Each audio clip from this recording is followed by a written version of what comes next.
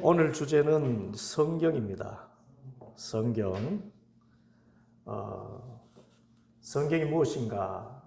그것을 말하기 전에 성경에 관한 몇 가지 사실을 전합니다. 성경은 구약과 신약으로 나누어지죠. 구약은 예수님이 오시기 전에 기록된 것이고 신약은 예수님 오신 다음에 기록된 것입니다. 구약이라는 것은 왜 구약이라 그러냐 하면 구계약이라는 뜻입니다. 또 그래서 신약은 신계약이라는 뜻이에요. 이 하나님과 우리 하나님의 백성과의 관계는 계약 관계입니다. 하나님의 일방적인 은혜의 계약이기에 이것을 언약이라고도 합니다. 언약. 하나님께서 일방적으로 택하시고 복 주시는 그 언약. 그 옛 언약이 구약이고 예수님 오신 이후에 새 언약이 바로 신약 성경인 것입니다. 하나님은 우리에게 말씀하신 것을 반드시 행하시는 하나님이십니다. 그래서 성경은 하나님의 언약입니다. 약속이에요. 자, 그러면 구약은 총 몇 권이죠? 39권의 책입니다. 그런데 구약은 총 4개 부분으로 나누어집니다. 첫째는 율법서, 또 그 다음은 역사서, 또 시가서, 또 예언서 이렇게 나누어집니다. 율법서는 창세기부터 신명기까지의 책입니다. 창세기, 출애굽기, 레위기, 민수기, 신명기 5권의 책입니다. 그런데 모세가 썼다 해서 모세오경이라고도 합니다. 이 창세기는 하나님의 천지 창조 이야기부터 아브라함, 이삭, 야곱 등 족장 이야기, 그리고 요셉의 죽음 이야기까지로 끝이 납니다. 그런데 이 창세기 기사가 어떻게 해서 이렇게 모세가 썼느냐? 창세기 때부터 모세가 살았느냐? 그렇게 말하면서 이 모세가 썼다는 것에 대해서 의심을 갖는 분들이 있습니다만은 모든 성경은 오늘 말씀처럼 하나님의 감동으로 씌어진 것이지요. 모세가 하나님의 감동으로 받아 쓴 것입니다. 처음에는 이 하나님 말씀이 구전으로 이렇게 전성되었을 것이라는 설이 있습니다. 그렇지만 모세 이전에도 이미 발달한 그런 문자가 있었어요. 설형 문자라고 진흙판 위에 여러분 달기 쪼는 것과 같이 이렇게 이 설형 이렇게 눈이 갈라진 모습처럼 그런 문자들이 있었습니다. 이 설형 문자를 이렇게 연구하다 보면 아브라함이 이주했다는 그런 기록이 새겨져 있는 그런 진흙판도 발견되기도 해요. 그러니까 모세 이전에 벌써 문자가 있었습니다. 그래서 그 성령의 감동으로 위에 모세가 5권의 책을 기록했다고 봅니다. 그 다음에 출애굽기는 이스라엘 백성이 애굽을 탈출한 사건을 기록해 놓고 있고, 신명기, 여러분 신명기 뜻이 뭘까요? 많은 분들이 신명기를 하나님이 명령하신 책이다 뭐 이렇게 이해를 하는 것 같습니다. 그런데 여기서 신은 거듭 신자입니다. 다시 말씀하셨다. 다시 명령하셨다. 그것을 기록한 책이다. 라는 뜻이에요. 왜 다시라고 하는가 하면은 이스라엘 백성들이 애굽을 탈출한 후에 광야에서 많은 기적을 경험하게 되죠. 그러고도 하나님 약속하신 가나안 땅 문턱에서 하나님의 약속을 믿지 않고 불평과 원망을 쏟아놓습니다. 우리를 죽이려고 저 가나안 땅으로 보내려고 하느냐. 그때 하나님께서 이래도 가나안에 들여다보내면 안 되겠다 싶어서 다시 광야로 보내셔서 몇 년 동안? 40년 동안 소위 말하는 이 뺑뺑이를 돌리는 것입니다. 철들라고 가나안 땅에 들어갈 자격을 얻게 하시려고, 그런 자질이 되게 하시려고 40년 동안 광야 생활을 하게 하시는데 그때 처음에 불평했던 모든 세대가 다 죽고 여호수아와 갈렙의 그 이후의 세대들만 남게 되었습니다. 이제 여호수아의 인도를 받아서 가나안으로 진격하기 직전에 모세가 지금까지 광야 생활과 또 하나님의 인도하심에 대해서 말씀을 전하고, 너희가 가나안 땅에 들어가서는 다시는 하나님의 명령에 불순종하지 말고 바르게 순종하며 살아라. 그것을 이렇게 설교한 내용. 그래서 다시금 하나님의 명령을 전했다 해서 신명기라고 이야기합니다. 이해가 되시나요? 예, 신명기가 그런 뜻입니다. 참 여호수아는 모세의 후계자인데 참 모세 아래서 많은 훈련을 받고 가나안 땅으로 백성을 이끌고 간 지도자가 됩니다. 시내산에서 모세가 십계명을 받을 때도 여호수아를 데리고 가요. 그리고 광야에서 아말렉과 전투를 치를 때도 여호수아가 전투를 치르게 하고 모세는 기도합니다. 그러면서 실전 전투를 경험하게 하고요. 그래서 이 차세대에 대해서 차세대를 데리고 요단강을 건너가서 가나안 땅을 정복하는 큰 사명을 맡은 사람이 여호수아입니다. 그렇게 이제 여호수아가 요단강을 건너기 전에 모세가 다시 한번 하나님의 계명을 이야기해 준 것이 신명기입니다. 두 번째 역사서는 여호수아서부터 에스더까지의 책들입니다. 여호수아부터 에스더까지 아주 방대한 책이 역사서입니다. 여호수아가 요단을 건넌 후에 이제 가나안에서 왕이 없는 나라로 400년을 지납니다. 왕이 없는 나라. 그때는 왕은 없고 위기 때마다 하나님께서 직접 지도자를 세워서 나라를 다스리게 합니다. 그 사람들 이름을 뭐라 그러죠? 사사라고 이야기합니다. 그래서 사사계가 있죠. 여호수아, 사사기 이렇게 나갑니다. 그 이후에 이제 백성들이 자꾸 왕을 달라고 하니까 하나님께서 처음으로 왕을 세워주십니다. 그 사람 이름이 사울이라는 왕. 예, 그 다음에 정말 골리앗을 때려눕힌 나이 한 17살 된 소년이었는데 골리앗을 때려눕힌 장수로서 사울의 이 사위까지 되었지만 사울에게 쫓겨다니면서 목숨을 잃을 그런 위기도 여러 차례 넘긴 다윗이라는 사람이 이스라엘을 통일한 왕이 됩니다. 이제 다윗이 나라를 세운 이후에 그 다음에 참 솔로몬이라는 왕이 세워지는데 솔로몬이 죽은 다음에 나라가 두 나라로 갈립니다. 북이스라엘, 남유다 그렇게 양분이 됩니다. 그런데 그러다가 북이스라엘이 아수르에게 멸망하고 남쪽 유다가 바벨론에게 멸망합니다. 그 긴 이야기가 여호수아에서부터 에스더까지 기록되어 있습니다. 에스더는 유대인인데 그 당시 그 지방을 지배하던 페르시아의 왕비가 된 사람입니다. 여기까지 기록된 책이 역사서입니다. 그 다음에 시가서는 욥기부터 아가서까지. 욥기 다음에 시편이 있죠. 시편이 시가서고 또 아가서도 있습니다. 아가는 참 러브 스토리라고 이야기합니다.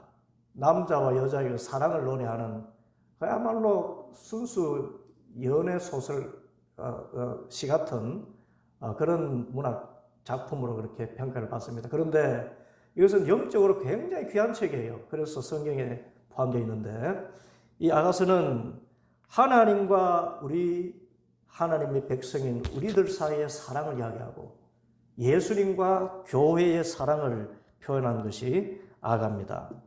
그 다음에 욥기가 있어요. 그 전에 욥기가 있죠. 욥기는 고통 가운데 있는 사람들이 자주 읽어보는 책입니다. 이 욥은 정말 하나님을 잘 섬겼는데 갑자기 이 재난을 맞게 됩니다. 목축업을 했는데 하루아침에 강도를 만나서 완전히 망하게 됩니다. 모든 재산을 다 잃어버립니다. 10남매를 뒀는데 큰아들 집에서 생일 잔치 하다가 또 무너지면서 10남매를 다 잃어버립니다. 나중에는 또 악성 피부병이 생겨서 아내에게도 구박을 받죠. 당신이 그렇게 경외하는 하나님 저주하고 죽어라. 그렇게 아내가 말할 만큼 그렇게 아내에게도 어떻게 보면 버림을 받는 그런 상황이 됩니다. 그때 이제 욥이 이야기합니다. 주님, 제가 왜 이런 일을 당해야 됩니까? 주님, 왜 저에게 이런 고난을 주십니까? 그때 탄식하는데 그 친구들 3명이 찾아옵니다. 찾아와서 하는 말의 대부분 이런 말입니다. 그거 너 죄 때문이야. 그래서 만일 죄를 회개하면 하나님이 회복시켜 주신다. 그렇게 이야기합니다. 그런데 욥은 나는 이런 형벌을 받을 만큼의 어떤 죄를 지은 것 같지 않다. 도무지 알지 못하겠다. 그러던 중에 엘리바스라는 사람이 중재에 나서고 그 이후에 하나님이 욥에게 나타나서 말씀하시는 것이 무엇입니까? 네가 어떻게 하나님이 하신 일을 다 할 수 있느냐? 죄 때문이 아니라 까닭 없는 그런 고난도 올 수 있다. 네가 하늘에 저 구름이 어떻게 떠다니는 걸 이치를 아느냐? 바다에 저 아주 큰 동물들이 어떻게 생겨나는지 네가 아느냐? 창조 때 네가 있어 봤느냐? 넌 뭐 알지도 못하면서 이 죄 때문에 이렇게 고난을 당한다 하거나 그 가운데서도 이 욥이 하나님을 끝까지 신뢰하고 믿는 그 믿음을 가진 점을 높이 이렇게 평가를 하십니다. 불평하지 않고 원망하지 않고 자신의 신세는 한탄했지만 하나님을 원망하지 않고 하나님께서 그래도 하나님은 선하신 분이고 내가 맨몸으로 나왔으니 맨몸으로 돌아갈 것이다. 주신 자도 여호와시요 취하신 자도 여호와시니 내가 하나님을 찬송할지로다. 그렇게 하나님의 선하심을 이렇게 믿는 믿음을 포기하지 않지요. 그래서 이 욥이 마침내 까닭 없는 고난도 있을 수 있다. 그렇지만 하나님은 그 고난 가운데 욥을 살펴보고 계신다. 이 사실을 깨닫게 하신 후에 갑절의 복을 주십니다. 자녀들도 그만큼 더 많게 하여 주시고 재물도 갑절이나 더 많게 하시고 그 딸들은 전국에서 가장 아름다운 딸들로 제가 그래서 그 욥의 3 딸들 같은 저희 딸들 되게 해달라고 기도도 많이 했었습니다만 그런 이 복을 그렇게 복을 받게 되었습니다. 그래서 욥기가 참 이해하기 어려운 책이라고 이야기하는데 이 욥기는 정말 하나님은 어떤 경우에도 선하신 것을 믿고 나가면 하나님께서 합력해서 선을 이루신다는 그것을 우리에게 가르쳐주는 책입니다. 중세 그 기사 시대가 있었죠. 그런데 중세 기사가 어떤 여자를 위해서 대신 싸우는 그런 사람을 챔피언이라고 했다 그럽니다. 챔피언이라는 말이 기사가 있는데 여자를 위해서 대신 싸워주는 사람, 그 사람이 이제 기사 챔피언이라고 그랬어요. 그런데 아히바흐라는 책에서 유대인 레베카라는 여자를 위해서 아히바흐가 이 챔피언이 되는데 사실은 그는 하나님의 영예를 위해서 싸웠다는 것입니다. 그 책의 내용을 저는 읽어보지 못해서 모릅니다만은 그렇다 그럽니다. 아히바흐라는 책인데 그것은 사람을 위해서 싸운 것이 아니고 하나님은 선하시다는 그것을 그것을 입증하기 위해서 싸웠다는 것이죠. 그래서 우리가 구원받는 것도 예수님의 희생을 통해서 구원받게 되고 값없이 은혜로 구원을 받게 되는 것이지요. 예수님께서 사탄을 정복하기 위해서 십자가 희생을 치는 것처럼 이 욥은 자기는 모르고 있었지만은 이 하나님이 선하시다는 것을 끝까지 믿었기 때문에 하나님의 명예를 위해서 싸우고 있었던 그 챔피언이 된 것입니다. 그런 의미에서 우리 욥기를 이해할 수가 있습니다. 어떤 고난 가운데서도 하나님은 선하시다는 것, 나는 이해할 수 없지만 하나님은 선하시다는 것을 믿고 나가면 반드시 우리를 챔피언이 되게 하실 줄 믿습니다. 예, 그런 내용이 욥기의 내용입니다. 그 다음에 구약의 내용은 예언서입니다. 예언서는 이사야부터 말라기까지의 책입니다. 말라기. 그래서 말라기라는 책을 사람들이 누가 썼느냐? 말라기를 누가 썼죠? 예? 말라가 썼나요? 그런데 사람 이름 자체가 말라기입니다. 말라라는 사람이 있는 게 아니고 말라기라는 이름의 사람이 있습니다. 선지자 이름이 말라기입니다. 그래서 우리는 말라기서라고 이야기합니다. 예, 마지막 예언자. 그래서 구약이 완성된 것은 기원전 한 400년 전에 말라기 선지자까지 해서 기원전 400년경에 구약이 완성이 됩니다. 자, 신약은요? 신약은 총 몇 권인가요? 27권이죠. 예, 29권이라고 말하는 분이 있어요. 27권인데, 이 신약은 주후 90년경에 완성이 됩니다. 그런데 대부분 주후 70년 전에 완성이 돼요. 주후 70년이 상징적 의미가 있는데, 주후 70년에 예루살렘 성전이 파괴되고, 이스라엘 백성들이 완전히 민족을 잃고 흩어지게 되는 시기가 옵니다. 로마의 디도 장군이 예루살렘 성을 포위하고 이스라엘을 정복하기 위해서 포위하고는 무려 2년 동안 그 예루살렘 성전이 도폰돼 있으니까 직접 공격하기 무리가 있다 싶었어요. 2년 동안 그냥 포위하고 있습니다. 그래서 모든 물자를 차단해 버립니다. 그러니까 예루살렘 성 안에서 자급자족해야 되는데 성 안에 무슨 곡물이 있습니까? 그래서 2년 동안 지난 동안에 나중에는 아이를 잡아먹지요. 오늘은 우리 아이 잡아먹고 내일은 너희 아이 잡아먹자. 그런 일까지 벌어지는 참성을 합니다. 그래서 예루살렘 성이 그렇게 마침내 AD 70년에 참 망하고 맙니다. 그런데 대부분 그래서 예루살렘 성이 이스라엘이 멸망하던 주 70년경에 성경이 다 기록되었고 그 이후에 기록된 책도 있습니다만은 그래서 최장 AD 90년경에 기록까지 기록된 책이라고 보면 됩니다. 대부분 예수님 부활 승천하신 후에 25년부터 40년 사이에 기록되었습니다. 왜 그렇게 그때 기록됐나 하면은 예수님 당시에 살아있던 분들이 예수님 이렇게 부활 승천하시고 곧 다시 오실 것이다 생각하기 때문에 성경을 기록할 그 필요가 없었어요. 예수님을 다 목격한 분들이기 때문에. 그런데 그 중에 이제 막 오해가 생기기 시작합니다. 그래서 이렇게 이제 한 25년쯤 가니까 여러 가지 잘못된 책들이 막 나오기 시작하는 것입니다. 예수님에 대해서 오해 섞인 책들. 그래서 이게 외경이라는 것이 막 쓰여져요. 위경이라는 것도 쓰여집니다. 예수님에 대해서 아주 황당하게 이럴 데 없는 그런 이야기들이 기록된 그런 책들이 막 등장하기도 합니다. 그래서 이런 이 책들에 대해서 예수님이 어떤 이 도마복음서라는 그런 위경이죠. 위경이라고 하는데 그 책에 보면은 예수님이 어릴 때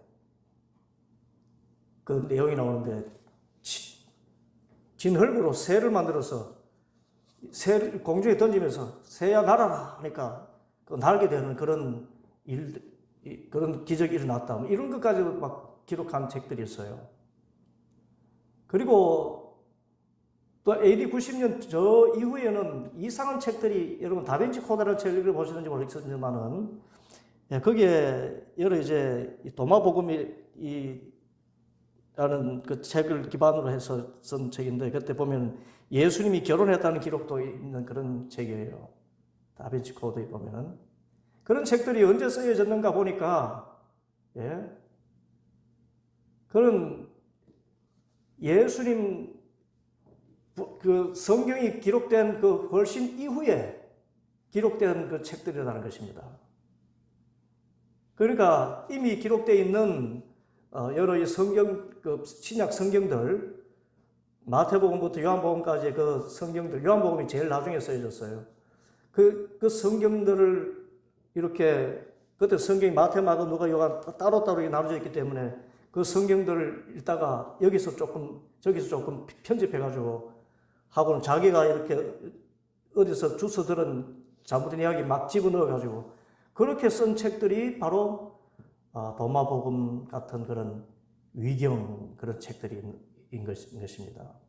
그런데 이제 성경이 기록된 것은 AD 90년경에 완성이 되었다. 그 이후에 기록된 이런 위경 같은 경우에는 질이 달라요.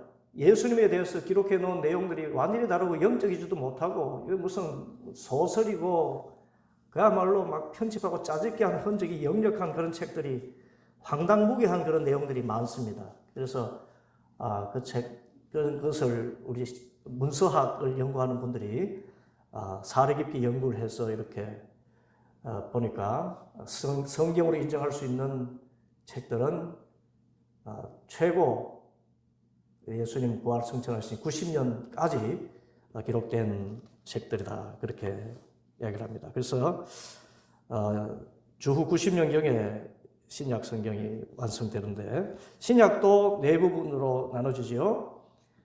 첫째는 복음서입니다. 복음서는 마태복음부터 요한복음까지입니다. 사복음서라 그러죠. 마태, 마가, 누가, 요한이 그런데 각각 따로 쓴 책입니다. 처음에는 이 당시에 사람들이 자신들이 죽기 전에 예수님 오실 것이라 생각했기 때문에 예수님 이야기를 쓰지 않았습니다. 그런데 예수님에 대한 낭설이 퍼지기 시작하니까 예수 믿는 사람에 대한 오해도 막 생겨나고 그랬어요. 우리 성찬식을 하지 않습니까? 근데 내 살을 먹어라. 그래서 또 내 피를 마시라. 그래서 이 그리스도인들에서 오해하기를 어떻게 합니까? 저들은 식인종들이다. 내 살을 먹어라, 내 피를 마시라. 그리고 또 형제 자매라고 부르니까 이 근친 상간하는 그런 아주 잡스러운 사람들이다. 그런 오해가 생겨나기 시작합니다. 그래서 마가가 그때가 이제 한 25년경쯤 되는 것이죠. 그때부터 이제 마가가 먼저 성경을 씁니다. 마가복음이 제일 먼저 쓰여진 신약 성경인데, 마가는 먼저 이 마태복음부터 이야기하면 마태복음은 유대인들을 위해서 쓴 예수님에 관한 책입니다.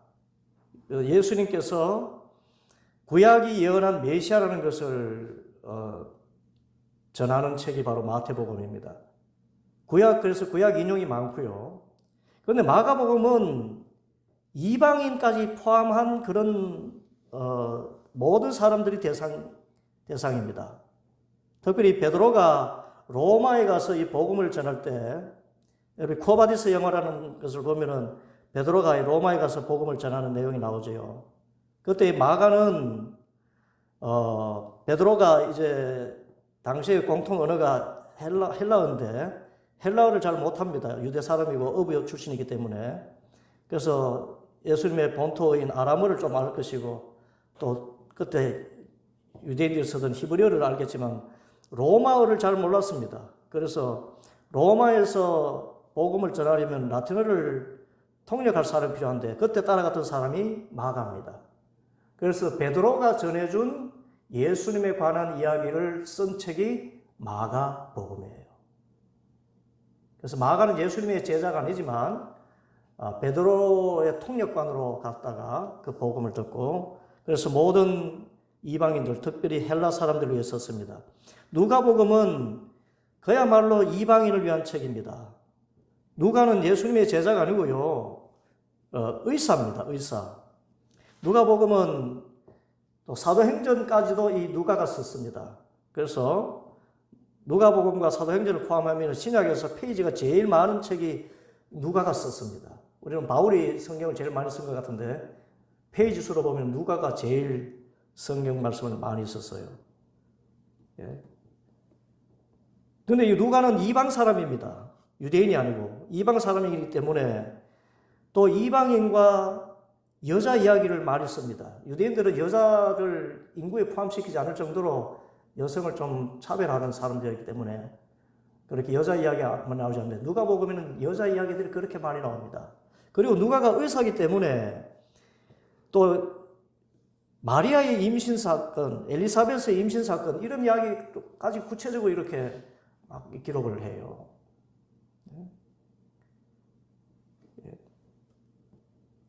그리고 이 마태는 유대인이기 때문에 아브라함 이야기로부터 위에서 아래로 이렇게 족보가 이어지잖아요. 아브라함의 자손, 다윗의 자손, 예수님 이렇게 나오는데 누가는 하나님은 모든 사람이 하나님이다. 예수님은 온 인류의 구세주다는 것을 알기 위해서 족보가 저 아래에서부터 위로 올라갑니다. 그래서 아담까지 올라가면서 아담 위에 하나님이다.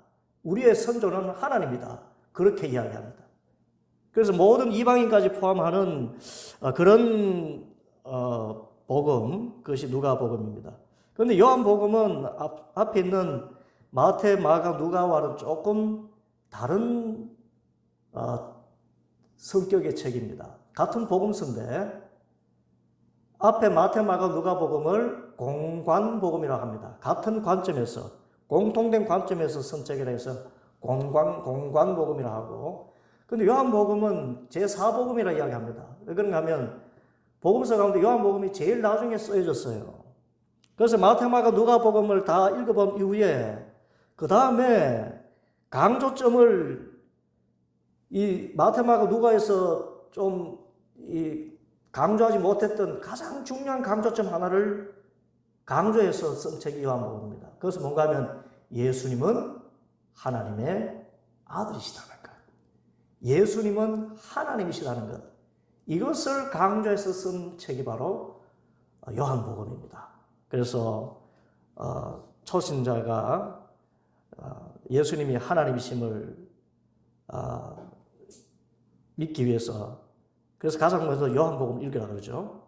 그래서 요한복음은 예수님은 참 하나님의 아들이심을 그러니까 마태복음 요한 사도 요한이 그 성경을 쓸 때쯤에서는 이미 이제 예수님이 하나님의 아들이심이 분명히 성령을 통해서 증거되기 때문에 예수님이 하나님의 아들이시다. 이것을 강조해서 기록한 것입니다. 그래서 공관복음의 정보판이 요한복음이다. 이렇게 생각하시면 됩니다. 그 다음에 신약의 두 번째 부분은 역사서인데 역사서는 사도행전 한 권밖에 없습니다. 예루살렘에서 소수에 의해 시작된 기독교가 어떻게 로마까지 확장되게 되었나. 그런데 주로 바울의 행적을 추적한 것이 바로 사도행전입니다. 그 다음에 이 사도행전 다음에 서신서, 다른 말로 편지서가 있죠.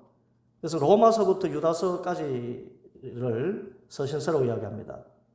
이 당시 편지뿐만 아니라 이 성경은 양피지, 양의 가죽을 잘 말려서 얇고 넓게 펴서 기록한 것이었습니다. 그래서 그 값이 굉장히 비쌌어요. 양피지 값이 너무나 비쌌기 때문에 누가복음 분량의 양피지를 기록하려면은 당시에 집 한 채 값이 누가복음 분량의 양피지 값이었어요. 그래서 이렇게 편지를 신약 여러 교회에 이렇게 편지를 보내려 그러면은 한 사람 개인에게 보내기보다는 이 교회에서 거기 있는 한 가정교회에서 읽고 또 다른 로마에 있는 가정교회들이 있을 거 아닙니까? 여러 교회에서 이렇게 회람하도록. 양피지 값이 워낙 비싸기 때문에. 그래서 회람용 서신이 바로 로마서, 갈라디아서, 갈라디아에 있는 교회 이렇게 보낸 편지라고 볼 수가 있습니다. 편지도 양피지에 쓰기 때문에. 그런데 이제 로마 그런 바울의 편지인데 그 가정교회 이름으로 성경책이 쓰여지기도 하고 특별히 또 목회자를 통해서 전해지도록 개인 이름으로 된 성경책이 있습니다. 디모데 전후서 같은 것이죠. 또 베드로 전후서도 베드로가 썼다는 의미에서 그래서 베드로서 이렇게 또 야고보서도 마찬가지입니다. 그렇게 개인의 이름으로 성경이 되기도 합니다. 지역 이름과 또 교회 이름, 저자의 이름이 서신서의 성경책이 됩니다. 마지막으로 신약의 예언서는 요한계시록 한 권입니다. 요한계시록 한 권. 사도 요한이 유일하게 살아서 순교한 분이 자연사 하신 분이 요한이죠. 사도 요한이 요한복음을 썼고 요한계시록까지 썼습니다. 그런데 좀 전에 외경과 위경에 대해서 말씀을 드렸는데 외경은 성경과 관련 있는 듯한데 그러니까 정경, 신약 성경 27권에 포함될 만큼의 어떤 그 공통된 어떤 신앙 고백적인 내용이 아니라 좀 빗나가 있는 그런 것을 외경이라고 그러고요. 가톨릭에서는 외경도 성경에 포함을 시킵니다. 그렇지만 66권의 성경의 내용보다는 조금은 이렇게 맥락에서 조금 벗어나 있는 책이라 그렇지만 성경으로서의 가치가 전혀 인정하지 않을 수는 없다 해서 외경입니다. 그 외경이 있는데 그 외에 위경이 있어요. 이 위경은 아까 이야기했던 도마복음 같은 것, 유다복음 같은 것, 도마가 썼다고 해서 도마복음, 유다가 썼다고 해서 유다복음 이런 책인데 이런 성경책들은 보통 서기 150년에서 200년경에 쓰였습니다. 정경은 90년경까지 써야되는데 그래서 150년, 200년경에 이미 기록된 성경에서 발췌해서 편집해서 각색한 그런 이상한 책들입니다. 네. 사도행전이 바울이 주인공이니까 베드로 행전 같은 책도 막 나와요. 왜 베드로를 좀 이렇게 주목해야 되겠다 해서 그렇게 베드로 행전 같은 책들도 나오고 그러면서 원래 있던 성경과는 좀 다르게 완전히 좀 벗어난 그런 이야기들이 된 책들이 바로 위경들입니다. 도마복음, 또 그런 베드로 행전, 또 유다복음 그런 것들입니다. 질이 완전히 다릅니다. 그러면 어떻게 해서 성경이 이렇게 다양한 성경이 있는데 이것이 진짜 이것이 성경이라고 또 하나님의 말씀이라고 또 진리의 책이라고 믿고 정할 수가 있었을까요? 어떻게 성경 66권이 이것이 하나님의 말씀이라고 우리가 인정할 수가 있습니까? 그것은 앞서 있는 문서학도 문서학이지만 오늘 가장 중요한 이 말씀입니다. 베드로후서 1장 21절 말씀 함께 읽습니다. 시작. 예언은 언제든지 사람의 뜻에서 나온 것이 아니라 사람들이 성령이 이끌려서 하나님께로부터 오는 말씀을 받아서 한 것입니다.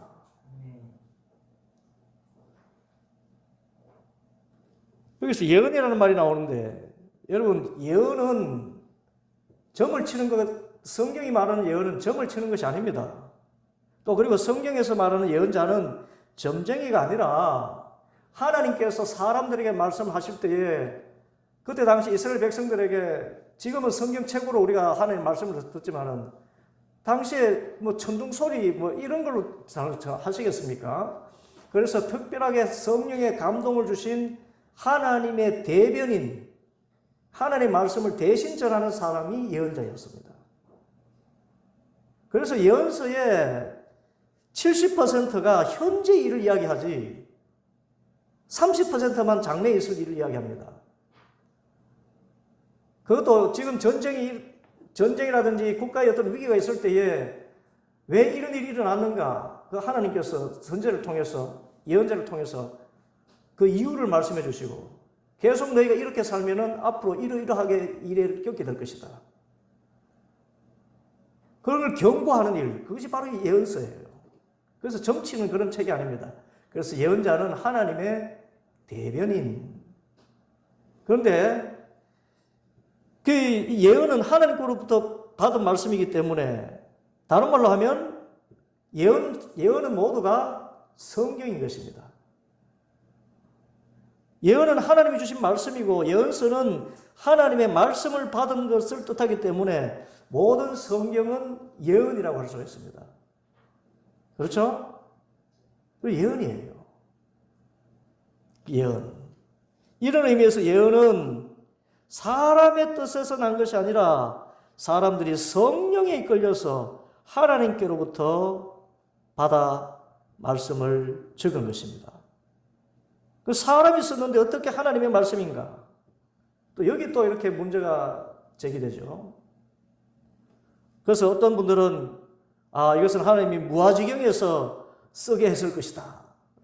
아무 의식 없이 막 쓰게 했을 것이다. 그렇게 생각하는 사람이 있습니다. 그런데 그것이 아니고 이 성경에 기록된 것은 성령님께서 그렇게 기록하도록 영감을 주신 것입니다. 그래서 성경에는 성경을 쓴 사람의 개성이 다 드러납니다.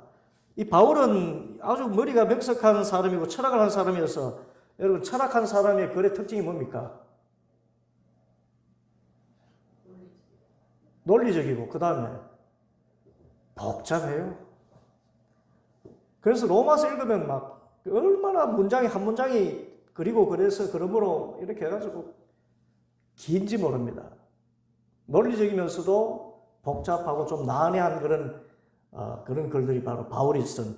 그런데 그 가통이라는 성경이에요. 그래서 바울의 개성이 그대로 드러납니다. 또 베드로는 단순합니다. 그래서 베드로서를 읽으면 정말 단순합니다. 쉬운 문장으로 되어 있습니다.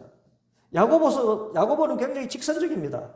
행함이 없는 믿음은 죽은 믿음이다. 누가복음을 읽으면 누가는 의사이기 때문에 그 다른 성경에서는 그냥 아팠다라고 이야기하는 것을 특별히 어떤 질병 이름을 구체적으로 이렇게 병명까지 기록한 그런 내용들이 나옵니다. 그래서 성경은 무아정에게서 쓴 것이 아니라 누구의 감동으로? 하나님의 감동으로, 성령의 감동으로 기록된 것입니다. 그런데 이 코란, 이 이슬람의 경전인 코란은 천사가 불러준 대로 쓴 책이라고 하는데 그 무아지경에서 썼다 그래요. 자기들이 주장하는 바가 그것입니다. 천사가 불러준 대로 그냥 무아지경으로 손까지 움직여가지고 이렇게 써내간 책이 바로 코란이라고 그렇게 이야기합니다. 그러나 성경은 그것이 아닙니다. 성경은 사람이 썼지만 하나님의 말씀입니다. 어떻게? 성령님께서 감동해서 기록하게 하셨고, 그래서 성경 66권이 왜 하나님의 말씀이 되었느냐? 왜 그 성경책들만이 정경이라고 할 수 있느냐? 그것을 결정하는 과정에서 누가 역사를 하셨다? 하나님께서 영감을 주셔서 이것은 성경이라고 분명하게 내적인 증거, 외적인 증거를 보여주셨기 때문에, 그래서 성경 66권이 정경이고 외경과 위경은 성경이 아니라고 이렇게 이야기할 수 있게 된 것입니다. 그래서 우리가 예수님을 영접하게 나고 나면 성령님을 모시기 때문에 하나님의 말씀에 눈이 뜨입니다. 많은 사람이 성경을 그냥 읽어도 이것이 하나님 말씀이라고 경험을 하지 못하는 경우가 많습니다. 불자들도 성경 읽는 분이 있어요. 성녀들도 성경을 많이 읽습니다. 우리 기독교를 연구하기 위해서. 그런데 그 사람들이 예수님을 주님이라고 고백하지 않습니다. 성령님을 경험하지 못했기 때문에 그래요. 그런데 우리가 예수님을 주님으로 영접한 사람이라면 성령님을 마음속에 모신 사람이기 때문에 성경을 읽을 때 이것이 하나님의 말씀인 것이 믿어지게 됩니다. 성령의 음성을 듣게 돼요. 그렇지만 우리가 이 사람의 눈으로 성경을 읽기 때문에 우리의 이성에 걸리는 것들이 많이 나타날 수가 있습니다. 그렇지만 그때마다 의문이 생기면 정직하게 질문을 하세요. 먼저 믿은 성도들에게 질문하거나 목사에게 묻거나 그건 잘못 아닙니다. 성경이 잘 믿기지 않는, 이해가 되지 않고 믿기지 않는 부분이 있으면 하나님 앞에 솔직히 주님, 이 말씀이 이해가 되지 않습니다. 깨닫게 해주시옵소서. 어느 분이요, 성경이 하나님의 말씀이라는 것이, 그러니까 하나님이 살아계시다는 것이 믿기지 않아가지고요, 오늘 목사님을 찾아갔습니다. 성경이 분명히 하나님이 살아계신다고 하는데 저는 하나님이 살아계신 게 도무지 믿겨지지 않습니다. 그때 이제 이 목사님이 그러면 내가 하는 말대로 한번 보라고 딱 한 주간 동안만 밤 12시부터 2시까지 성전에 혼자 나와가지고 하나님이 계시면 정흠을 보여주시옵소서 기도해보라. 2시간 다른 기도하지 말고 그것만 기도해보라. 그렇게 이야기했다. 그럽니다. 그래서 이 사람이 정말 하나님 살아계신 것을 알고 싶어서 시키는 대로 했습니다. 그래서 교회 그날부터 밤부터 가서 12시, 2시, 여러분 교회 12시부터 한 2시까지 오는데 안 무섭죠? 새벽에도 나오시는 분들 아닙니까? 그런데 큰 성전에 캄캄한데요. 예수 잘 믿지도 않는 초신자가 밤중에 가면 그렇게 무서운가 봐요. 그래서 첫날 가서 하는데 뭐 부식 소리만 나도 막 두려워서 그러면서 억지로 기도를 했습니다. 하나님 살아계시면 하나님 살아계신 증거를 보여주소서. 증거를 보여주소서.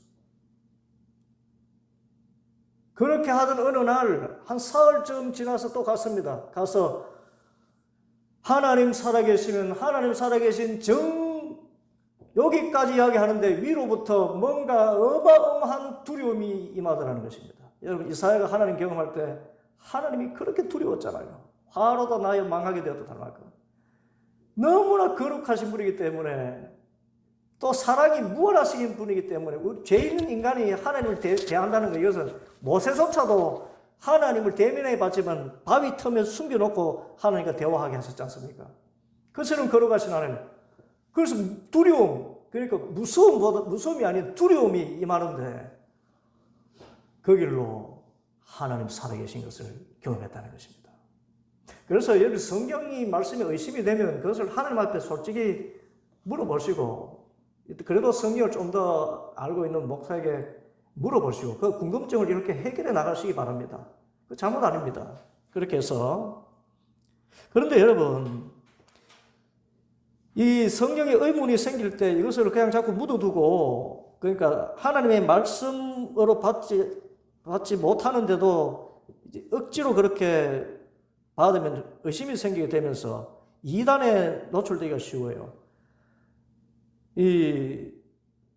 여러분, 이단의 논리, 이단은요, 성경을 정말 많이 아는 것 같은데 많이 아는 것이 아니고요, 우리가 이해할 수 있도록 말씀을 이렇게 짜집게 했었잖아요.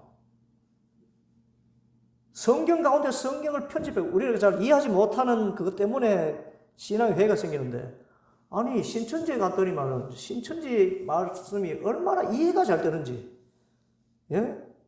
창세기부터 요한계시록까지 한 사람 2만여를 가르치고 있다. 요거를 성경에 짜집게 해가지고요. 그리고 마귀는 우리의 그 이해심을 자극해가지고 그런 이단에 빠지게 하기도 합니다. 이단 사설, 이런 사설들이 보면 우리가 얼마나 솔깃하고요. 우리가 성경을 편집하면 공산주의도 정당화돼요. 많은 칼 막스가 신학생이었던 거 아십니까? 예. 신학생이었어요. 칼 막스가. 성경을 많이 알 사람입니다. 그런데 그 성경에서 나온 것이 공산주의입니다. 그러니까 성경을 이성적으로 편집하면 공산주의도 정당화되고 이단도 정당화됩니다. 신천지는 요한계시록을 교모하게 다른 성경들과 편집한 것이지요. 그래서 성경으로 자신의 가치관을 정당화시키려는 것이 바로 이 사탄의 유혹입니다. 내 생각을 성경으로 정당화시키는 것이 아니고 성령님이 하시는 그 말씀에 내 뜻을 복종시키는 것이 성령님의 뜻입니다. 성경은 그렇게 읽어야 되는 것이죠.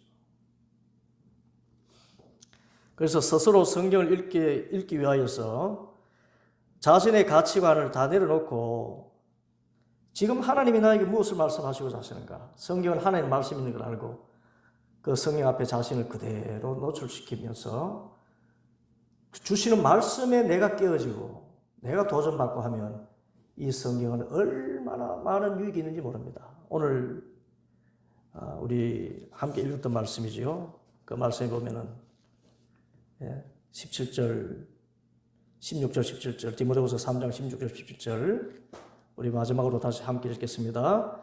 모든 성경은 하나님의 영감으로 된 것으로서 교훈과 책망과 바르게 함과 의로 교육하기에 유익합니다. 성경은 하나님의 사람을 유능하게 하고 그에게 온갖 선한 일을 할 수 있게 하는 것입니다. 다른 책들 읽고 나서 여러분 감동은 받을 수 있습니다. 그런데 우리를 의로 교육하는 유익을 주는 책은 성경책밖에 없어요. 여러분 세상 책은요, 요리책, 아무리 요리책을 잘 본다해도 그 요리책을 지은 저자만큼 요리를 잘할 수는 없습니다. 예? 골프책 많이 읽는다고 해서 골프책을 쓴 사람만큼 골프를 잘 칠 수는 없습니다. 그런데 성경은 읽으면은 하나님의 능력이 우리에게 임하고 하나님만이 하실 수 있는 일들이 우리에게 일어나는 것입니다. 영혼이 구원받는 역사가 나타나고요. 천국의 소망과 확신을 갖게 되고요. 사람이 변화가 되고요. 세상에서 제일 귀한 게 사람 변화 아닙니까? 사람이 변화되고 선한 일을 행할 수 있는 사람이 만들어지고 완전히 사람의 전 존재를 변화시킬 수 있는 그런 유익이 성경이라는 것입니다. 왜냐하면 성경은 하나님의 감동으로 기록된 책이기 때문에. 오늘 이 주제의 말씀이 그렇습니다. 성경 66권 세상의 지혜도 결국 하나님으로부터 온 것이지요. 우주 만물을 창조하신 주님, 물리학자도 결국은 하나님께서 지혜를 주셔서 이 우주의 비밀을 조금씩 파악해 나갈 뿐입니다. 그래서 지혜로 따지면 하나님의 지혜가 제일 크고 깊습니다. 최고의 경영학도 하나님에게서 나오고 음악도 하나님에게서 나오고 과학도 하나님에게서 나옵니다. 성령의 감동으로 기록되었기 때문입니다. 그래서 성경입니다. 하나님의 지혜고 모든 지식의 근원이고 우리의 모든 삶, 영혼 육의 삶을 유익하게 하는 것이 바로 성경입니다. 성경을 읽고 하나님 만나고 예수님 닮아가고 성령님을 따라 사는 우리 모든 귀한 성도님 되기를 간절히 소원합니다. 기도하겠습니다.